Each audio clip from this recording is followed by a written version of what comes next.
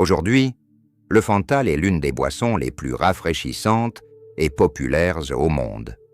On l'associe aux vacances, à la jeunesse, aux couleurs vives et à la gaieté. Pour beaucoup de gens, le Fanta est une boisson fruitée comme les autres, une simple alternative à Coca-Cola. Et pourtant, à l'origine, le Fanta est né dans un contexte beaucoup plus sombre, à cause d'un événement historique majeur. En réalité, cette boisson n'aurait jamais vu le jour sans la Seconde Guerre mondiale et les restrictions imposées à une autre boisson bien connue.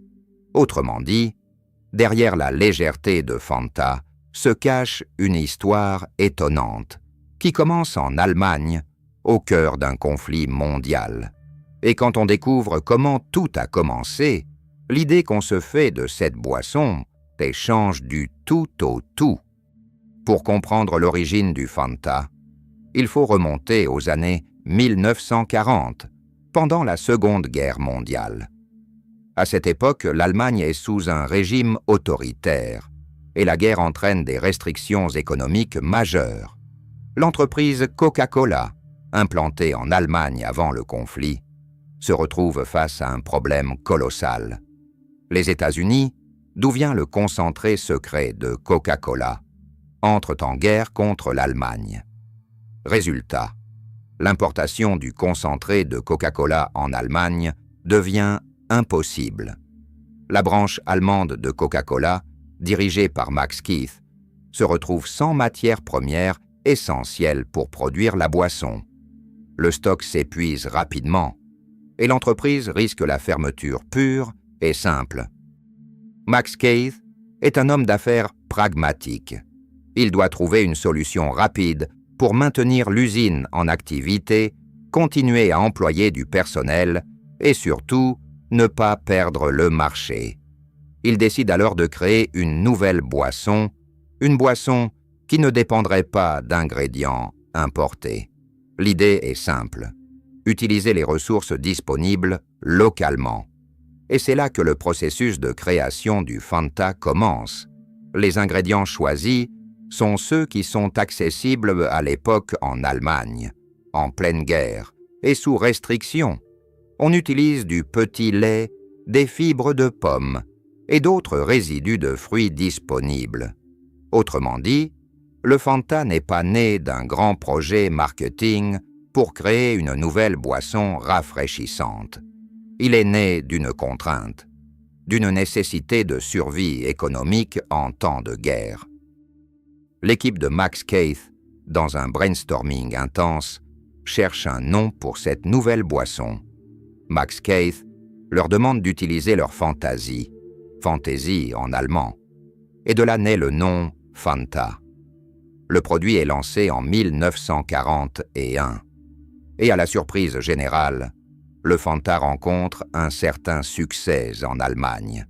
Il devient une boisson populaire, une alternative rafraîchissante à la Coca-Cola désormais introuvable.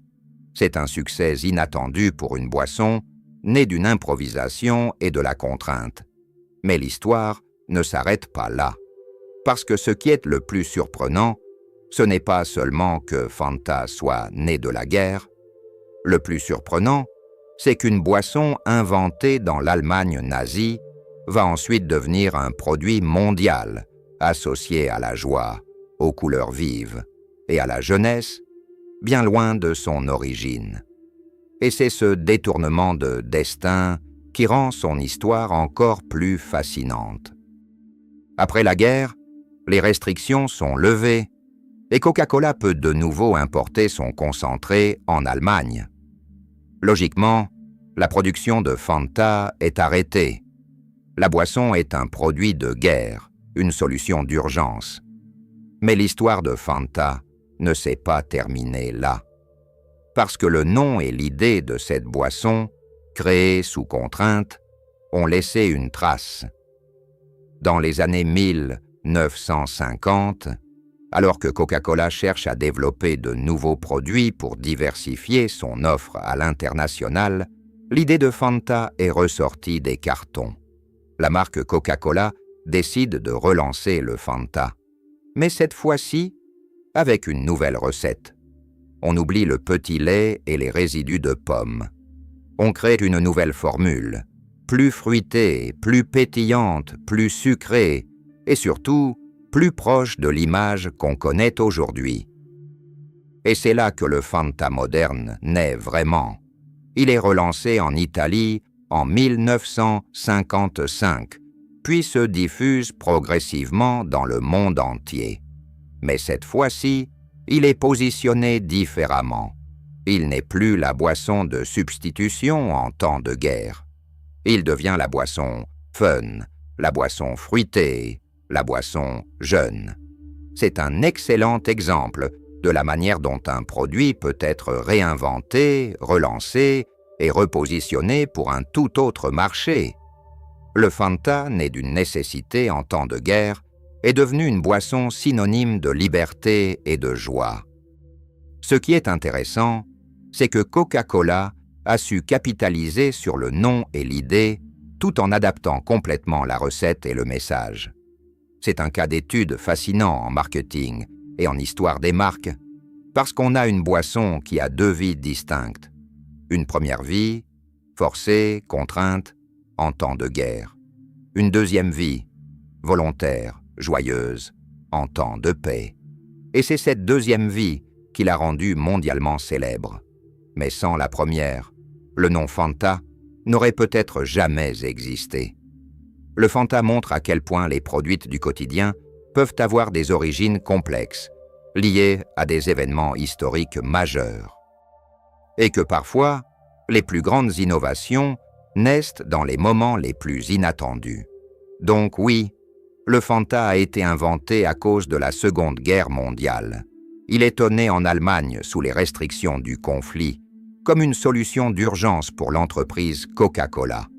Et c'est cette origine sombre et contrainte qui a donné naissance à l'une des boissons les plus joyeuses et colorées de l'histoire moderne. Si cette histoire t'a surpris, pense à laisser un like et à t'abonner à la chaîne. Comment c'est né? On révèle l'origine folle, cachée ou complètement inattendue, des objets, produits et inventions que tout le monde connaît. Et dis-moi en commentaire, quel objet ou produit ultra connu tu aimerais voir dans une prochaine vidéo? On se retrouve très vite pour une nouvelle histoire.